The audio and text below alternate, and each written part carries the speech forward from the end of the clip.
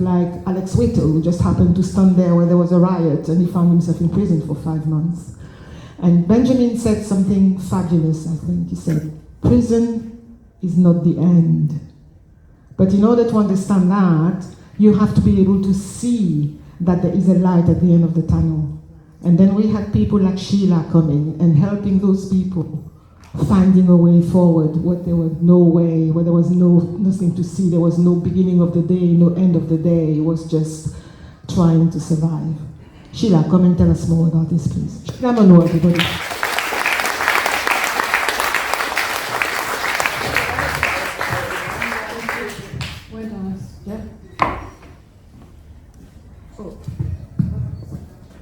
I'll stand up.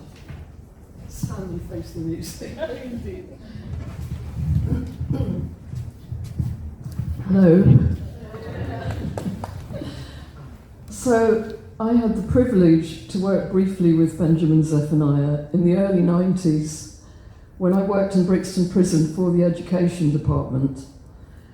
The education department was run by Ilia, as it was then, and then by Lambeth Education.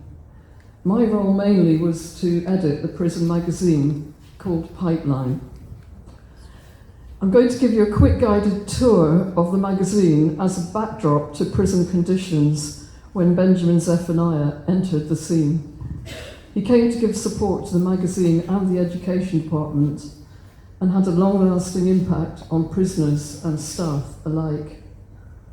Prison conditions were so bad they became pretty much intolerable for the men inside and stretched us to our limits. But we supported each other as a team, and I'm very happy that 2 of my colleagues are here tonight.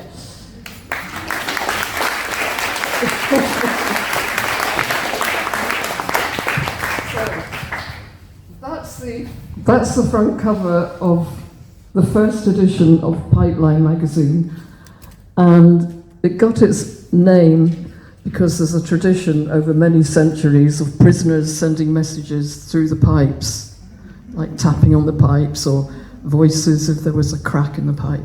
So that's the first issue, and the contents, don't know if you can read it from here, but you can see on the bars, it's written stories, puzzles, views, within the constraints of censorship, of course, although there's subtle ways of being subversive.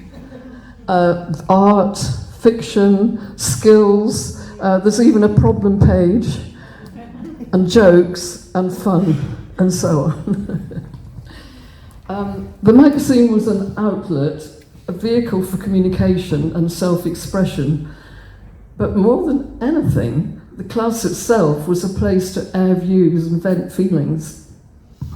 In those days, there was 23-hour bang-up, so being in class was a chance to get out of the cell and have some free association. As you know, HMP Brixton is an old Victorian building, and the classroom itself was 2 small old cells converted into one, and with barely room for 12 grown men. Sometimes it was standing room only.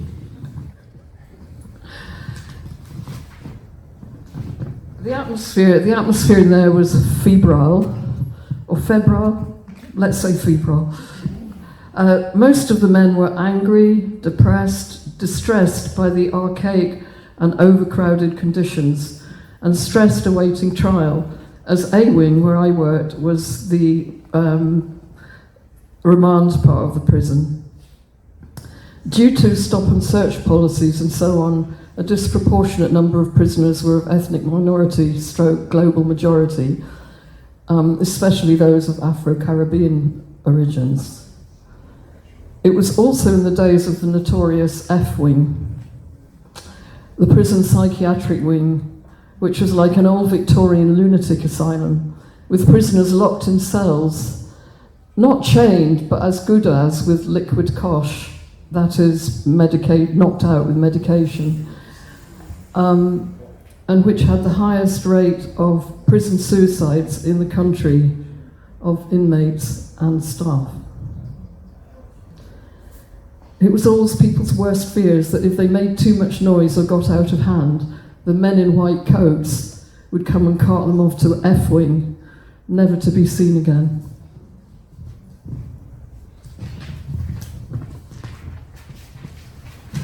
So let's cover. It was also in the days of prison riots. The Strangeways prison riots in Manchester had recently happened, and sometimes it felt as if things were about to tip over in Brixton.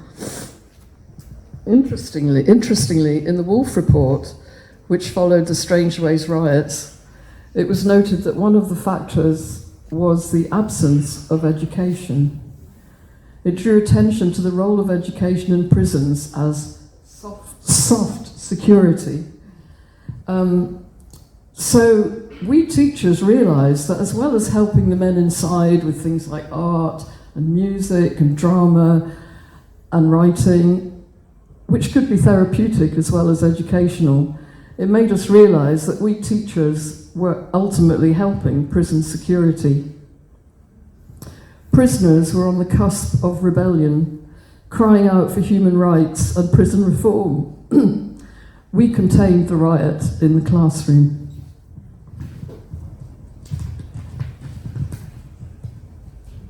Sorry.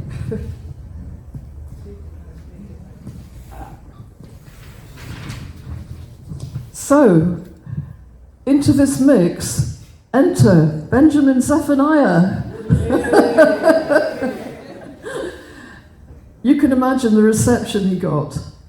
Prisoners in that dark, deep dungeon well of despair welcomed him with open arms. He was a volunteer, fellow sufferer, having served time himself, part of their struggle, a Rastafari, a brother, which was also liberating for me, a white woman doing her best in the circumstances, but still inevitably part of the colonial setup. Benjamin brought warmth, humour, understanding, as well, of course, as some poems. He spoke about not liking school and being dyslexic. Many prisoners could relate to this as well. He encouraged the men in their writing and self-expression, interacting in a very natural way and with a light touch.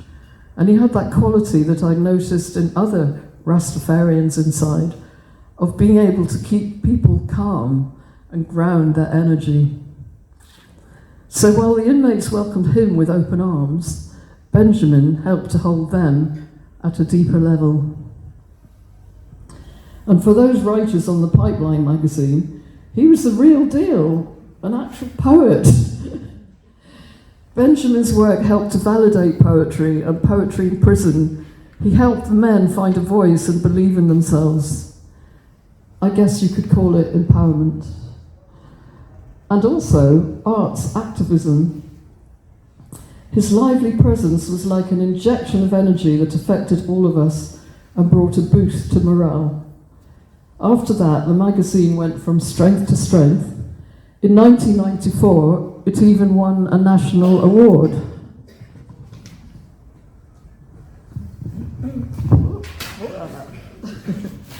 Butterfingers. So, it's the left side. You should podium it tonight. Okay. Oh, yeah.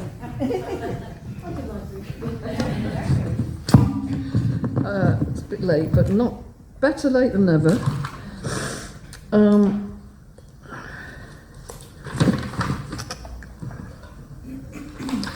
Sorry, bear with me, excuse me, I just need to blow my nose, I'm sorry. Comes from crying about remembering Benjamin Zephaniah in prison, doesn't it? So this is just a copy of the paperwork. I guess the award itself is still somewhere in the prison. But the Koestler Arts Awards, which some of you might have heard of, had a category for prison magazines. And, miraculously, Pipeline won third prize. I say miraculously because it was still quite a rough and ready production compared with other smarter, sleeker prison magazines. But I think the men's voices from Brixton jumped out of those pages. or should I say, jumped out of the pipes.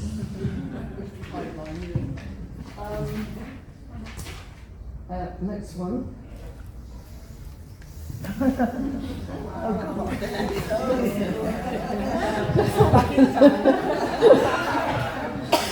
There had also been technological progress. After the days of cut and paste, literally, with Pritt stick and kindergarten scissors, because no sharp implements were allowed inside, we were at last allowed a computer, a model like this Apple Classic, which I would carry into and out of the prison in a laundry bag for security reasons. This, of course, caused immense excitement amongst the men, though not quite as much as Benjamin Zephaniah's visit. Then in later years, computers were finally allowed to stay inside the prisons. These later iterations of the magazine were after my time, but it shows how it evolved into a slicker production. And you'll see there it says at the bottom of the one on the right, the magazine by prisoners for prisoners. So it was still facilitated by the education department, but the men could produce their own publication. Progress, indeed.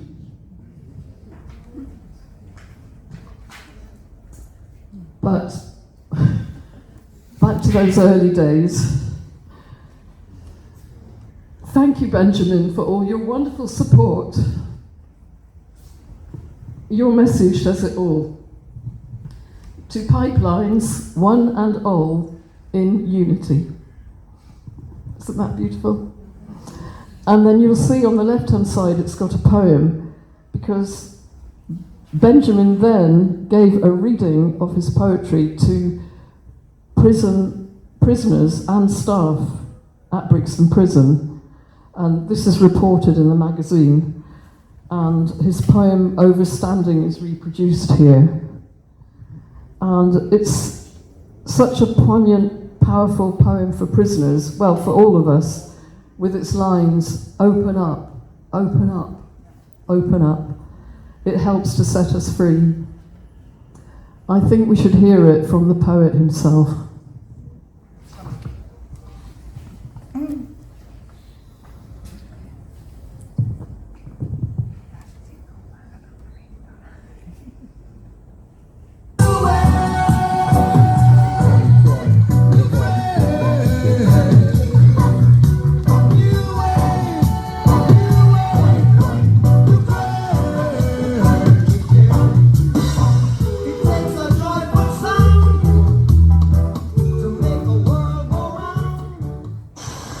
Yo, this is Benjamin Zephaniah, the poet you desire, coming right down the wire saying, yo, UK stand-up TV is the one for me, check it and love it, you see. This one is called Overstanding. Open up your mind, make some rhythm come in. Open up your brain, just some reasoning. Open up your thoughts so we can connect. Open up for knowledge and intellect. Open up the speaker, make me blast the sound. Open up the sky, make the beers come down. Open up the eyes, make you look inside if you want to understand this. Open wide. Open up your house, make the refugee come in. You might overstand and start helping. Open up your imagination. Go for a ride if you want to understand this. Open wide. Open up your fists and welcome a kiss. Get a load of this, open up business, open up your bank account and spend. Open up your wallet and check a friend. Open up the dance floor, make I dance. Open up your body and love romance. If you haven't opened up, you have not tried. If you want to understand this, open wide. Open up the border, free up the land. Open up the books in the Vatican. Open up yourself to any possibility. Open up your heart and your mentality. Open any door that you confront. Let me put it straight, sincere and blunt. Narrow-mindedness must run and hide. If you want to understand this, open wide. Yo! This is Benjamin Zephaniah saying, yo!